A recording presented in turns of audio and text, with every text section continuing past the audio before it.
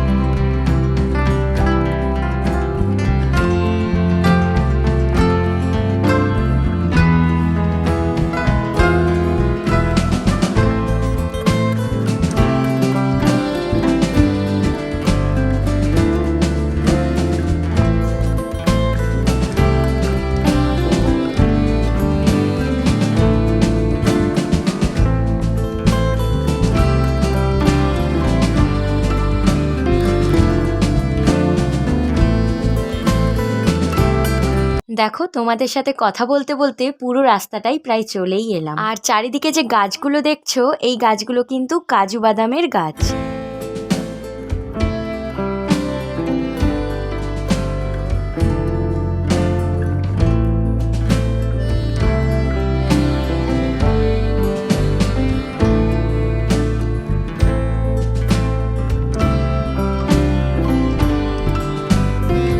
গ্রাম বলতে আমরা বুঝি চারিদিকে সবুজ গাছপালা আর ধানক্ষেত। চলো, আজ আমি তোমাদেরকে এমন একটা গ্রাম ঘুরিয়ে দেখাবো যেখানে প্রাকৃতিক সৌন্দর্যের সাথে পেয়ে যাবে গ্রামের একটা অন্যরকম রূপ। আমরা এসেছিলাম এখানে আমার দিদি আর হবু জামাইবাবু প্রি ওয়েডিং শ্যুট করতে। তো এই গ্রামের কিছু নিয়ম কানুন ছিল, তাই গ্রামের লোকেদের সাথে আমার জামাইবাবু একটু কথা বলে নিচ্ছিল।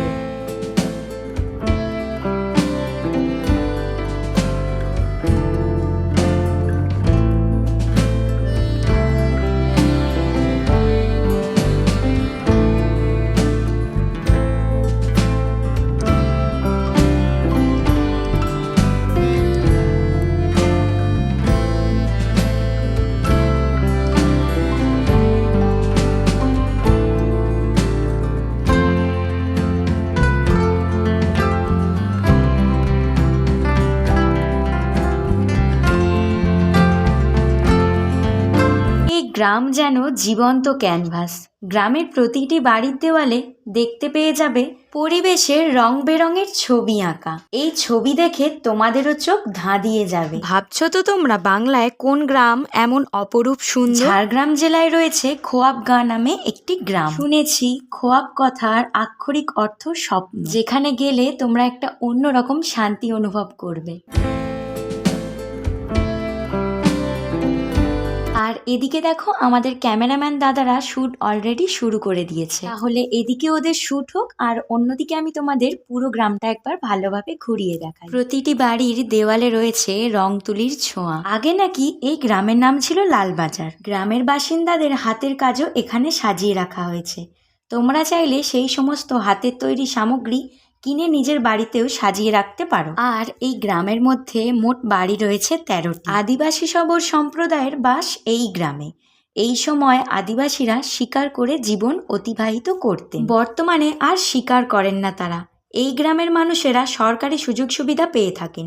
এই লালবাজার গ্রামকে খোয়াবগাঁও করার পেছনে হাত রয়েছে একজন নিপুণ দক্ষতা সম্পন্ন শিল্পীর, যার নাম শিবাজি বন্দ্যোপাধ্যায়। প্রতিটা বাড়ির দেওয়ালে নানা রকমের হাতের কাজ। তুমি যেই দিকেই তাকাবে সেই বাড়ির দেওয়ালেই নানা রকমের ছবি আঁকা রয়েছে। মাটির বাড়ির দেওয়ালে হাতের কাজ আমি এর আগে কখনো দেখিনি। তারপর এই গ্রামকে টাটা বাই বাই করে আমরা চললাম আরো একটি জায়গায়। আর এই যে আমাদের এখানে গোছগাছ চলছে, যেহেতু আর একটা জায়গায় গিয়ে শ্যুট হবে, আবারও একটা অন্য জায়গায় চলে এলাম। যাওয়ার সময় তোমাদেরকে আমি দেখিয়েছিলাম যে এইগুলো কাজু গাছ। তো এখন একটুকুও মনে হচ্ছে না যে এগুলো কাজু গাছ, পুরোপুরি মনে হচ্ছিল যে এটা শান্তিনিকেতন যেন।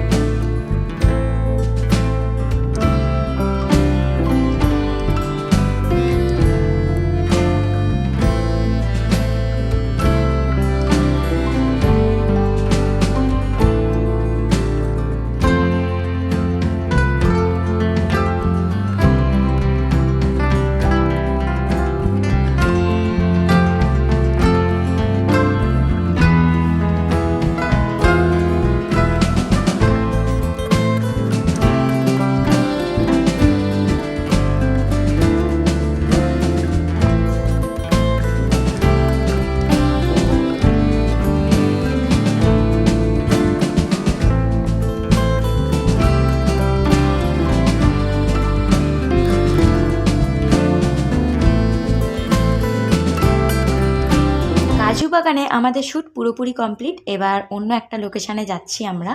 আর এই জায়গাটার নাম ঘাগরা। আর এখানেও কিছু কিছু নিয়ম ছিল, আমি তোমাদের এখানে দেখিয়ে দিলাম। আমি আর মুখে কিছু বলছি না। এটা গরমকাল না শীতকাল আমি নিজেও বুঝতে পারছিলাম না, এত পরিমাণে রোদ। আর এই রোদে যে কি করে শ্যুট হবে আমি সেটাই ভাবছিলাম। তবে জায়গাটা কিন্তু বেশ সুন্দর, একদিনের ছুটিতে তোমরা এখানে আসতেই পারো।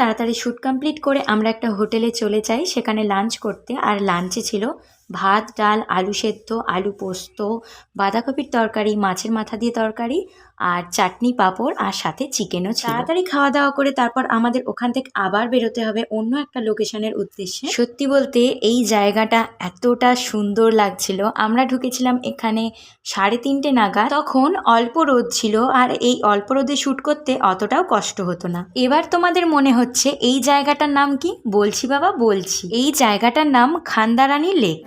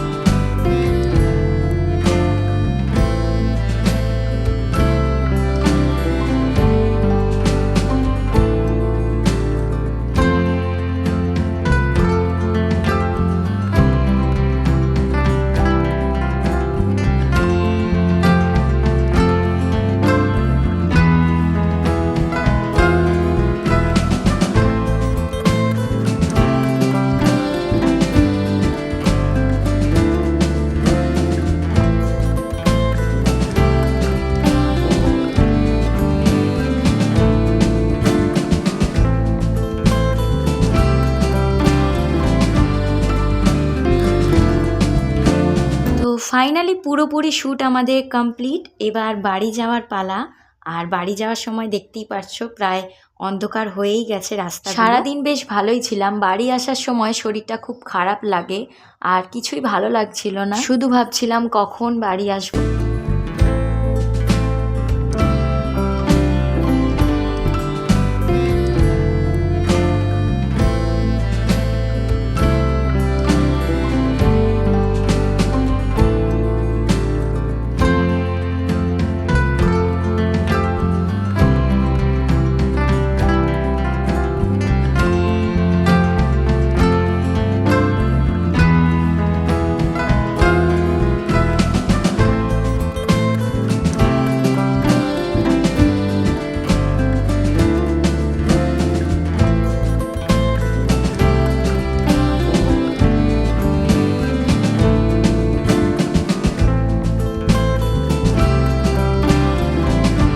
হাফ রাস্তা আসার পর আমার শরীরটা প্রচণ্ড পরিমাণে খারাপ হয়ে যায়, আমি আর কোনো ভিডিও ক্লিপ নিতে পারি। আর এই ভিডিওটা কেমন লাগলো অবশ্যই আমাকে কমেন্ট করে জানিও। আর দেখা হচ্ছে তোমাদের সাথে পরের একটা কোনো ভিডিওতে। ততক্ষণের জন্য সবাই সুস্থ থেকো, ভালো থেকো, টাটা।